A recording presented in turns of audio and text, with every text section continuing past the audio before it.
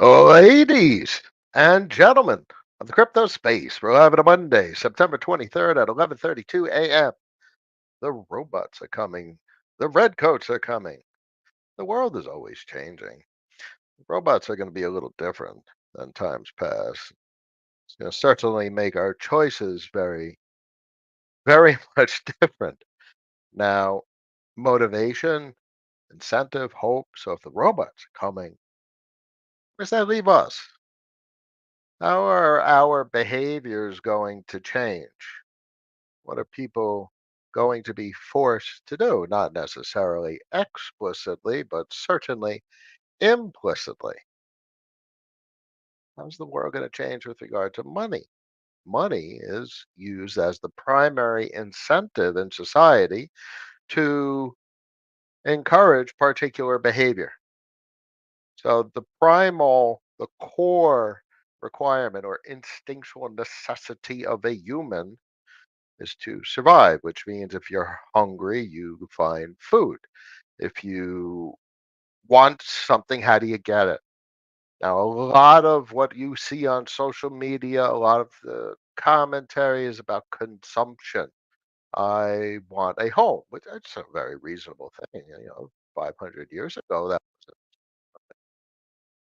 the same situation, different expectations. And obviously, we're in a world with significantly better standards, which has an associated degree of entitlement. It's not for me to judge degrees of entitlement or people's expected standards, but what's most pertinent, as I always talk about, is to at least acknowledge and understand these are the mechanics of the system. People feel entitled to something, therefore, they work a certain amount. And if they're not achieving what they think they're entitled to by working, there's a sense of disappointment. The result is a change in behavior. Clearly, we see that change in behavior with social decay, social unrest, violence, and crime. We certainly see that decay when we see gambling, drug abuse, so on and so forth. So the world is already changing. We like to think about how it's going to change further. I think it's imperative that we always accept there's haves and have nots. You either have or you don't. Have meaning ownership. What do you own? And what is ownership is another story, really. Like, how protected is it? I mean, it's a core tenet of the Constitution, property rights.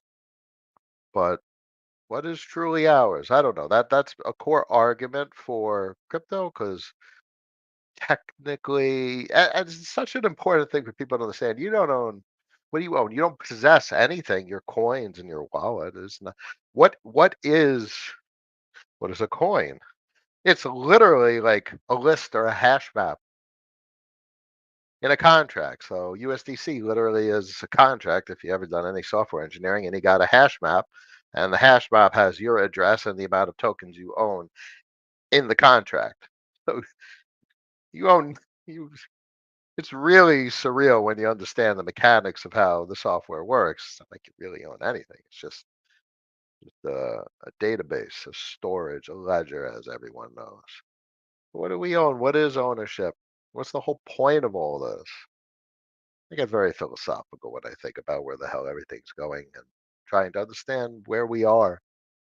But as I say, better you understand all this shit, the better you're going to be able to manage it and and traverse it, and the calmer you will be. It's the number one rule of all existence: calm.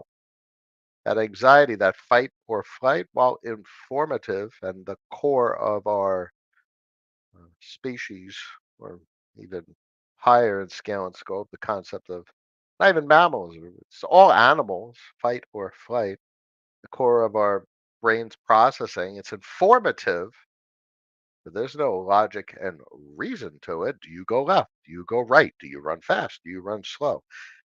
Might make a mistake. You don't have a plan. Always have a plan.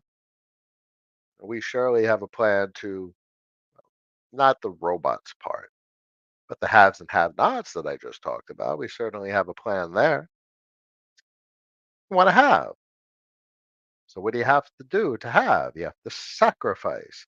If you got 50 grand, you're like, oh, I got 50 grand. I could buy things with it.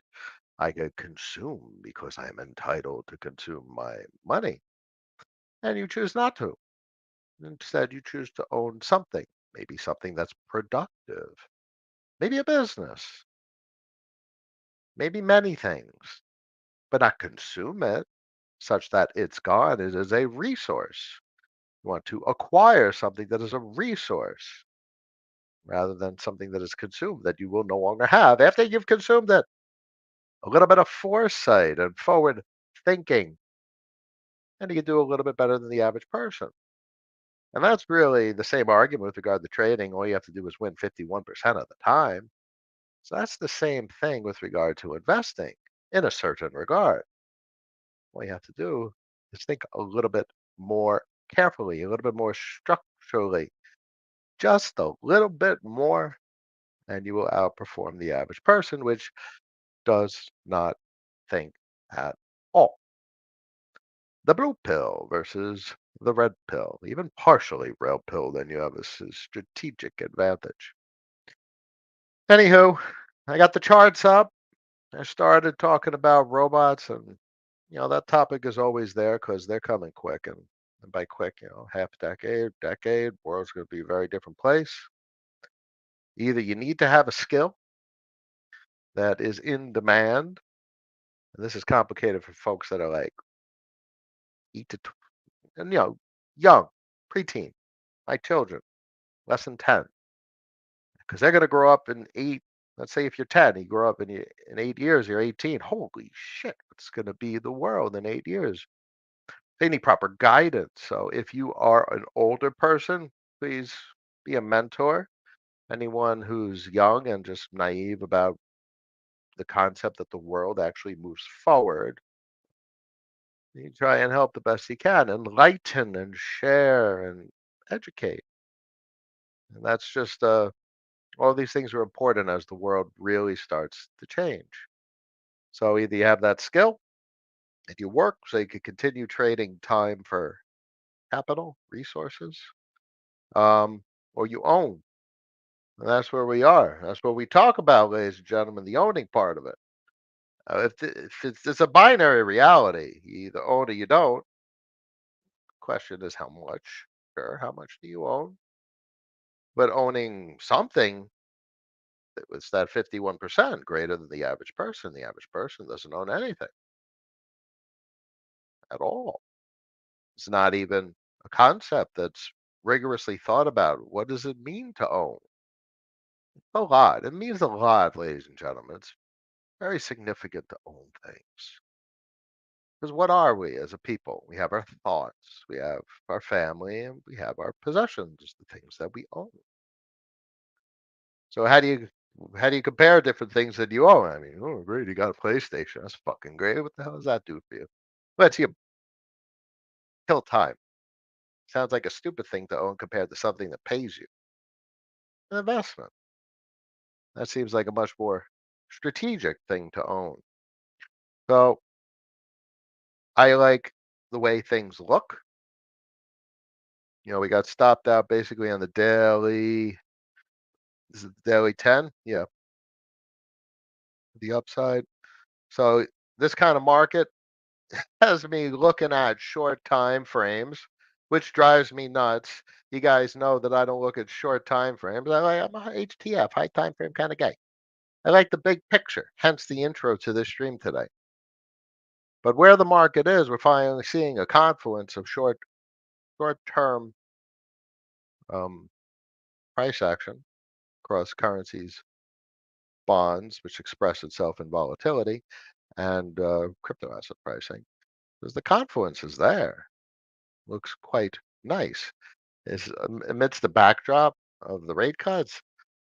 Is it just rate cuts that drives everything? I think not. I think not. I think it's It's the contrary. I think the rate cuts are a response to macroeconomic conditions that require them to cut rates from China. The deflation in China is extraordinary, and they're going to be itching to export that deflation, therefore, as they inflate in their country or attempt to, which would devalue the currency. That deflation is replaced with inflation, and they export that deflation. Guess what the rest of the world has to do? The rest of the world is importing deflation. They're going to have their own policy to kick the deflation on to the next country. And this has to do with the value of currencies. People talk about, ooh, the value of the dollar has lost 99.99% of its money. Not on a relative basis, relative to other currencies. So that's the requirement. The requirement isn't, the absolute. It's the relative value of the currency that matters most because that's what allows countries to actually trade with one another and the whole system to keep on turning and churning and working. So as one currency is devaluing, it's just a can kick knock-on effect, and this plays into rate cuts. Rate cut, rate cut, rate cut, rate cut. You see Mike Howell's work. You see everyone's cutting rates at this point. They're going to keep cutting rates. Because as one person cuts rates, someone else has to cut rates. It's the antithesis of the experience that we had with the rate hike cycle. Hence, it's a damn interest rate cycle. It has to do with momentum, meaning and directionality. So you're hiking rates, you got to keep up. No one's going to be able to tighten more than the U.S. Sure, but you got to try and keep up, and that's what the rest of the world tried to do until you capitulated and blew everything up, as you can see right here, because everything. Let's give you a rational chart. Everything blew TF up. And this was the United States banking system. This is H1 2023, which is March of 23, basically. It blew up. Volatility blew up. Started to blow up the U.S. banking system, and that would have cascaded everywhere. You all know it. You all know it. I don't need to say it. Would have happened, but they bailed them out. So capitulation to the upside on the rate hikes, and now they're cutting. And you know where this goes. I don't like saying the system is driven by the interest rate cycle. There's much more factors, many more factors involved. And you could go down that rabbit hole. And obviously, China in its deflationary situation, obviously that's why they have running the loosest monetary policy they could think of, and they're trying to export the deflation because the deflation is crushing them. So that makes sense. But where do you see this data? You see this data in the move indicator, relative currency valuations, and broadly the U.S. bond market. And we see what's going on. The bond market is producing a move at 90. So move in DXY in its current positioning is tantalizing considering the response we're seeing in crypto pricing.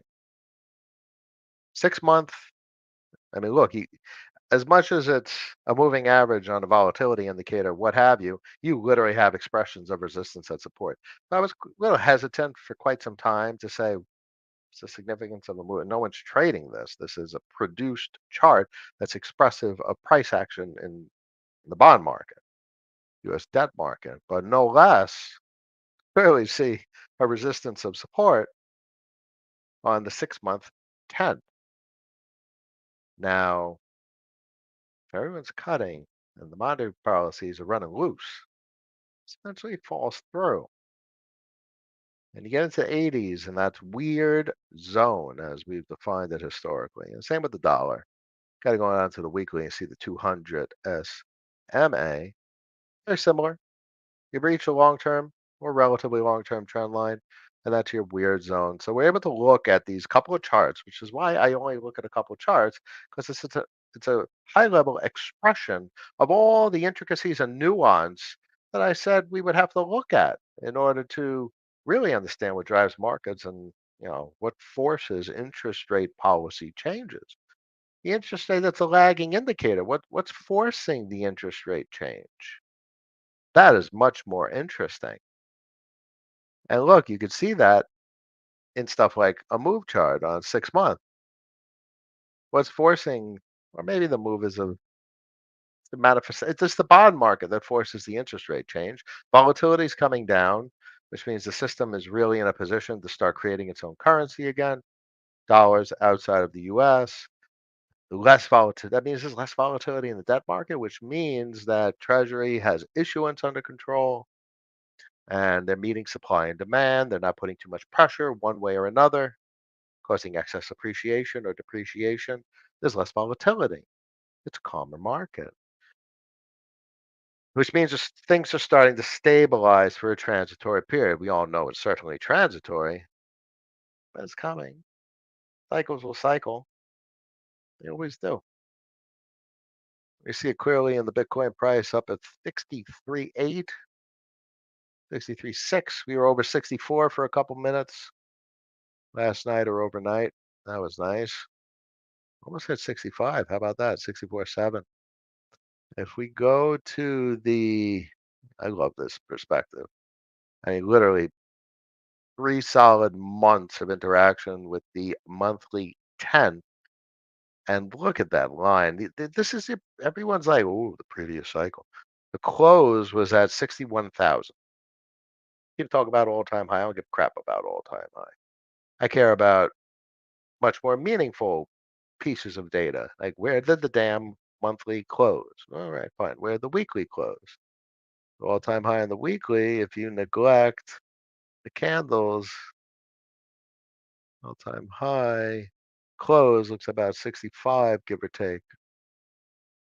Look at the congestion you get a couple ticks below, and that's why the monthly I happen to like, because as you go further out in time, you get a more consolidated, remove the noise type of picture. So there's your close, about 61.3 all-time high close on the candle body on the monthly. And look at this price action right now. This is an absolutely stunning chart because not only was a many closes above that previous all-time high from a candle body perspective, we're literally just flirting in and out of it with 3 months expressive of support on a 10 on a monthly. It's just a fascinatingly strong chart, coupled with the move indicator rolling over the DXY sitting on the weekly 200. Very, very constructive. That all we need to do is exactly what we've done over the last years. Nothing. Wait, own. We already own it. We've been talking about this shit for 2 years. Now, obviously, I'm stating that from the assumption that you've been around, maybe listening to me for the last 2 years, accumulating and acquiring and defining what you want to own and how you want to own it and what are your policies and procedures and what are your rules. Obviously, it's not applicable to new persons tuning in, but speaking to the old persons that have been around, shit, that's been an interesting 2.5+ years since the end of 21, since through 22, 23, and now almost Q4 24 in October, 7 days away. Damn, talk about patience. Hope you got some good prices. I got a couple good prices. Hope you're content. So even if you made not the perfect decisions, nobody makes the perfect decisions. Hopefully, you make good decisions. And you should always find peace with the decisions you've made. I tell my kids, you get what you get and you don't get upset. So that's what you got. Learn from the shit we've done over the last couple years. I probably should have bought a little bit later. Sometimes a lot of bit later. That's okay. Why? There's always next time to do better. In the meantime, it looks like the macro stars are finally aligning. You could say that with a relative degree of comfort. Why? Because the macro stars did not align at all in 22. It was a disaster. 23 was painful, and good parts of 24, but 24 starting to hint that things were going to turn around. And now, lo and behold, Q4, things are really turning around. So I look forward to Q4 2024. Anything else interesting in the charts? Gold at 2630. That's insane. Talk about signal through the noise, up only on stable coins. Zoom in a little bit, see if we get a little bit more. Nothing at the top there. It's basically up only. $119 billion. This is basically zero in this grand scheme of things. Won't this be fascinating? What's that? One, two, three, four, $5 trillion. Goodness. Is it turning around? So that's the thing about inevitability. It's turning around. Is Genie going back in the bottle? System going to fail? If I'm born and Joe's president, that's another story. I often state that, but that's irrelevant. You don't bet on that. So we own this stuff and look at the direction. In the future, where's the direction? Up and to the right. All right, great. It'll take some time. You just sat around the last 2.5 years preparing for 24, 25. We'll keep sitting and the market will market. The market will do for us what it's destined to do. Don't think too much about it. Just let it be. Let it occur because it is going to occur. Whether you want it to, hope it to, think it's not, it's still going to play out. The market is always going to market. Kazik is in the house. Greetings, Cap. Hope you are good. I'm decent today. Sir Joe present as soon. Good morning, Cap. How are you, my friend? Joel, morning, Cap. What's up, y'all? Tap. See, agents and robots are a game changer. The agents are insane. I've seen crazy things, crazy things. It's going to displace certainly manual labor to a degree, menial labor, relatively low end type of labor. Uh, to have skills, need to. The- Fortunately, now with agents, you can literally build yourself a teacher. You don't even need an agent. Just use ChatGPT or Claude and just or whatever. Just build acquire skills. Learn something new. ChatGPT. I need to learn a skill to survive the AI and robots. What skill do you recommend? All right, great. So now spend this next 6 months. Pick one of the things that it shows you in the list and learn it.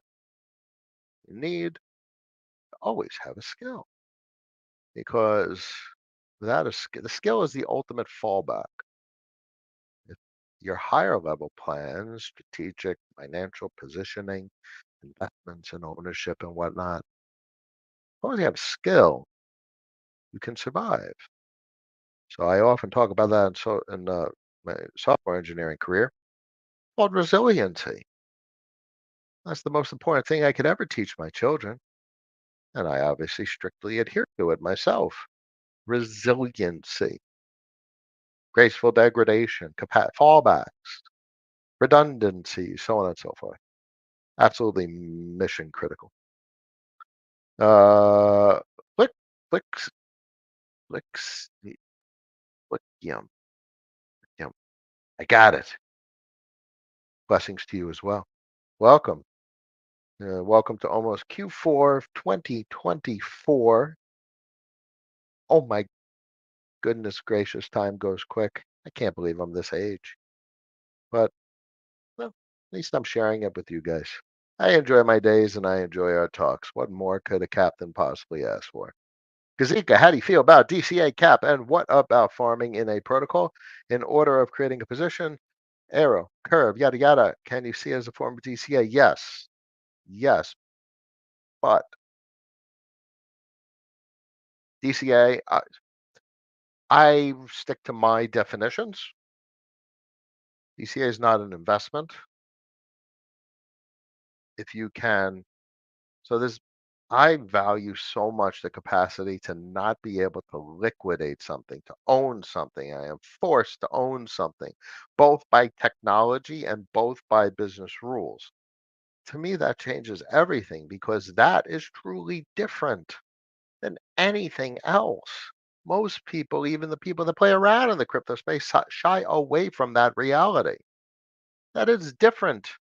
And that's all I ever want to be is different than everybody. So that's why I talk about the things the way I do.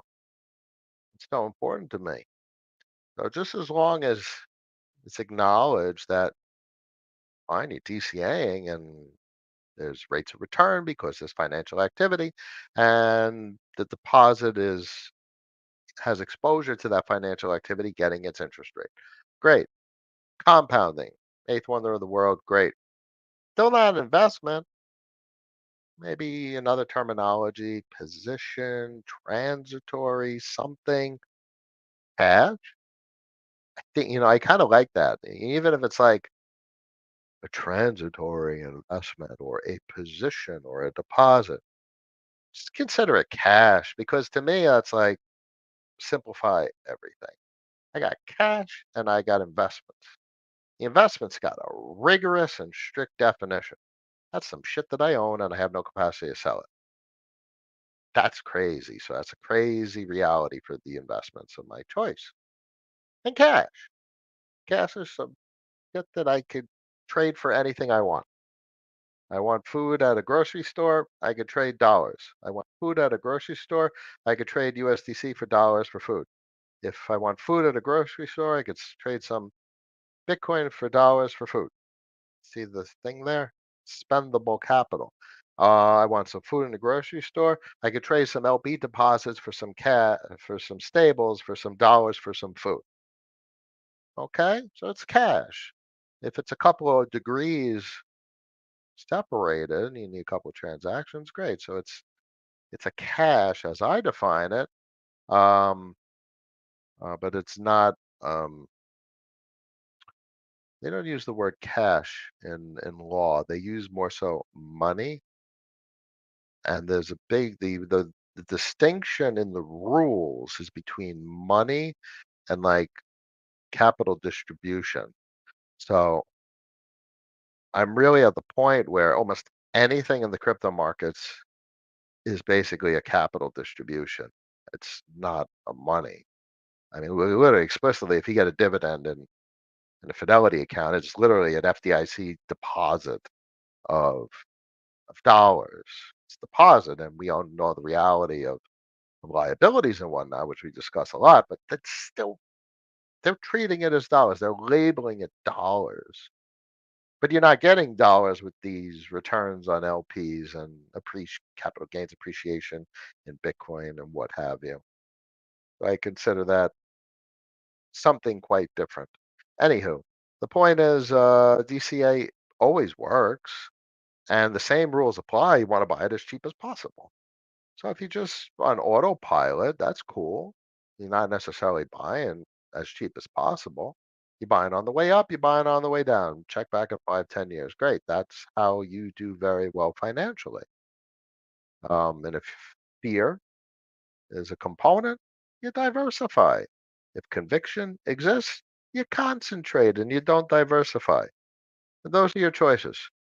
So it's important to be able to manage both the investments and the cash position. What you're talking about, Kazika, is management of the cash position. So obviously you have investments, you got receipts, and those receipts could DCA into more cash positions. Hope that helps. Me folding your question into the way I think about capital management, the labels I use, the terminologies I use, and that's how I have a rigorous methodology for myself. And that's really how I simplify things and reduce things as much as possible. If you're an X or YouTube, please feel free to ask any questions on your mind. We got one question left, and I'm happy to continue talking. I'm also happy to have a short stream today. I like what I see in the charts, so very relaxing day. I'm finally not having to watch it go. Is it going to go down? Looks good. Because we got the confluence between currency, bonds, and risk assets. And the defense, bad is good in the financial economy. It's exactly the reality, which is so concerning.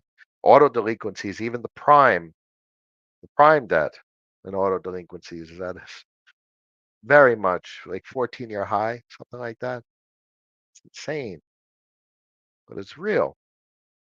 You don't got the real estate delinquencies. Maybe we have a little bit of a crisis from the auto loans. 'Cause that has a massive delinquency rate, and you know, definitely going to get weird. Um, People are certainly overextended, and that's what causes all crashes. When people take on too much debt and they can't manage it. And then you could blame whoever you want. You blame the person for choosing to take on the debt that they couldn't manage, didn't know how, or you could blame the creditor who's offering the debt to someone who didn't know how to manage the debt. I don't give a shit about pointing fingers. It's irrelevant. Everyone's responsible for their own shit.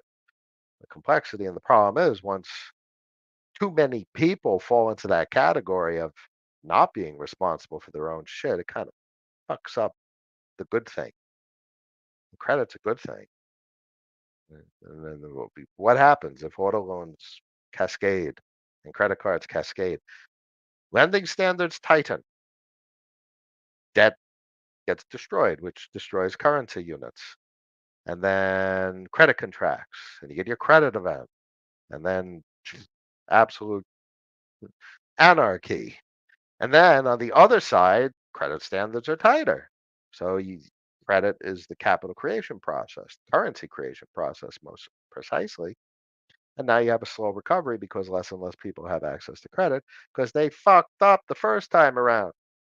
Don't fuck up the first time around. Get it right. Worth it. Now we got AI to ask questions to. Just ask anything you want. Throw it in ChatGPT. It's free. Claude has a free version. Ask the questions. Can't make the good decisions if you can't ask the questions. What's your take on recession? Lots of people saying 50 rate cut is the indication of coming recession. Dude, we're in what it's a terminology. It's a word meaning shit's going bad. I would define the current situation in the economy as shit's pretty shitty. Pretty shitty. Now, why? Because unless you made 25 to 30% more this year in 2024 as compared to 2020, that's not even keeping up with the Fed inflation rate, yet alone the more granular inflation rate, like your favorite food product is up 100%. So I consider that pretty shitty. That's no fun. That's not a stable, comfortable way to live where things are getting more expensive. And the odds are you didn't make 30% raise over the last 4 years. That'd be that'd be 7.25%, seven and change percent, 7.5% actually. Um, each year. So you got a 7.5% raise in 2020, 7.5% raise in 21, 22, and 23. Yeah, no, nobody gets 7.5% raises. I mean, the big boys do. I think the pilots or airline pilots in Canada got a 60% raise. So sometimes you can finagle those big double digit raises, but shit, I don't know. It's pretty, feels like austerity. As Cartman would say, respect my austerita. That shows my age in that reference. And he didn't say that. I just made him say it in meme form. But that's certainly a shitty economic situation. So that reminds us next time times are good is means play things differently, knowing what you experienced over the last couple of years when times are bad and expect times to be bad again. Times good, times bad, times good, times bad. Cycles will cycle. That's just the way it works. Next time we make better decisions. Hey, push, sure. If you were getting into a time machine and 50 years from now, would you change the portfolio composition at all? Too far forward. As much as I'm a high time frame, we have no capacity to see past, 2030, 2035 time horizon. There's no way to know. The computational capacity in the near future in 10, 15, 20 years changes everything. And just robotics and AI changes everything. We have literally no idea what's coming. What do we know?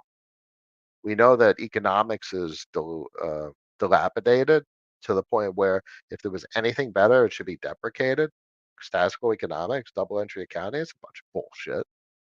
This is all a fucking bunch of bullshit. This game is old and dated, and by game I mean the damn economy, the construct that we have currently, post $71, coming off of there's always a backdrop of war. So, post World War II, led us to 71, led us to where we are today. And you're talking about, almost 100 years, give or take. So, no, I don't know. I don't have an answer to 50 years from now. I don't think we have a clear view of the horizon in 5 to 10 years from now. But in that 5 to 10 year time horizon, I like to think in terms of what the hell else is there? What is the appropriate choice? What can I do?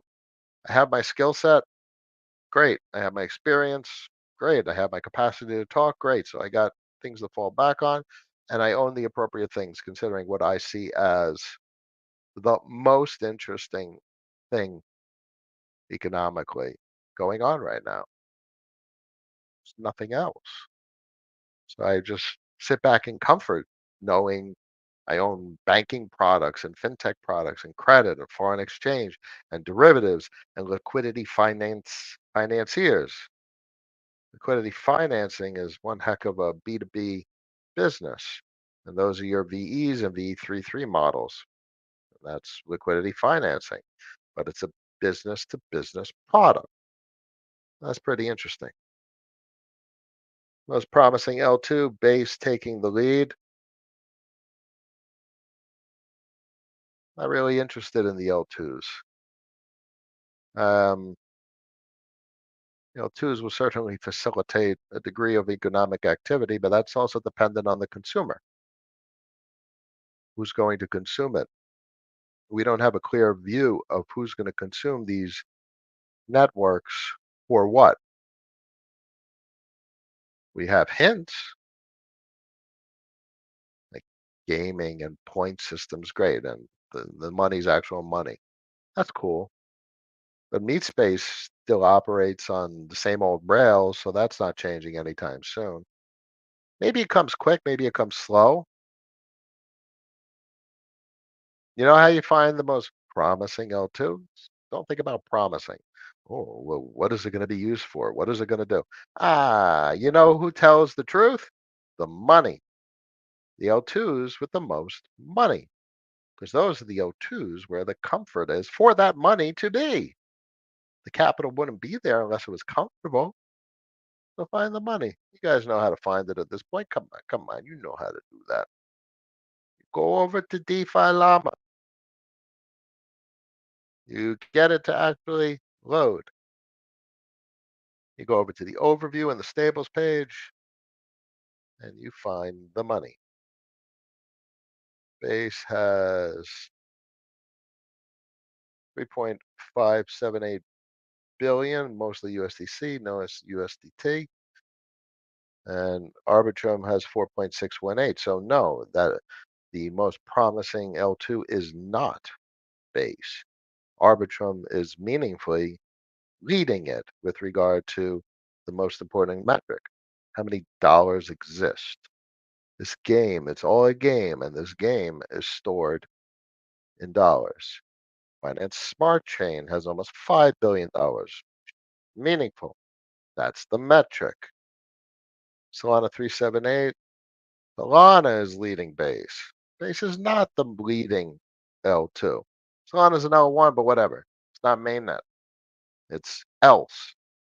So people are clearly expressing themselves uh, and their risk tolerance and the amount of dollars that are existing on these non-mainnet chains. And then you go over to mainnet, you got $84 billion. Nothing compares. Even Tron. Tron's got 59. Different world over there, though. Let's look at Sui. This is the hot shit. It's got $408 million. When it comes online with all its products and services, it does the same shit as everything else. It'd be same conversation always. If you could get it at a decent price, 90% cheaper, maybe a seed round. Okay, great. It's a different type of approach to thinking about it, but from a market perspective, what is the most promising L2? The dollars will tell you. The financial actors will tell you what is the most promising L2 or what is the most promising network in general. Money talks, and this game is scored in dollars. What's Avalanche got? Avalanche lagging or what? 2.2 bill. Polygon 1.9. I mean, I love seeing these numbers. I think the markets look lovely, and I'm very interested in seeing where they end. So towards the end of next year. I think these numbers are so microscopic. The capacity for monetization of these networks and the assets on them is just so extraordinary. This is basically just microscopic markets, which really deserve inspection from an emerging market standpoint. And that's just something that's very tantalizing to think of in regard to where these markets can head, because these markets are accessible to the entire damn planet without a counterparty slash intermediary, or at least an intermediary nation state. Still probably need like a counter, like an on ramp, off ramp, so on and so forth. You don't need an intermediary nation state. That's easy. That changes everything. But these are microscopic markets, $3.57 billion. Fascinating. Base is USDC dominant, which makes sense, and Arbitrum is tethered dominant, mostly 63%. See where Optimism is lagging at 1.364. High opinion of Optimism as well. Interestingly, that it's USDT dominant as well. Oh, all right. That's my thoughts for today. No real closing arguments. Tapioca looks like it's found a decent bottom. Anything else that's interesting? That's about it. All right. 153 human beings on this precious planet of ours made it to the end of the stream today to seek out and find a little bit more rationality. I commend you. I appreciate you. And I think that rationality hopefully will serve everyone well. Rationality above all, make good decisions. And this will be a very interesting fourth quarter of 2024. It is Monday, September 23rd at 12:14 p.m. I wish you all a wonderful day, and I will see you all later this week. Peace.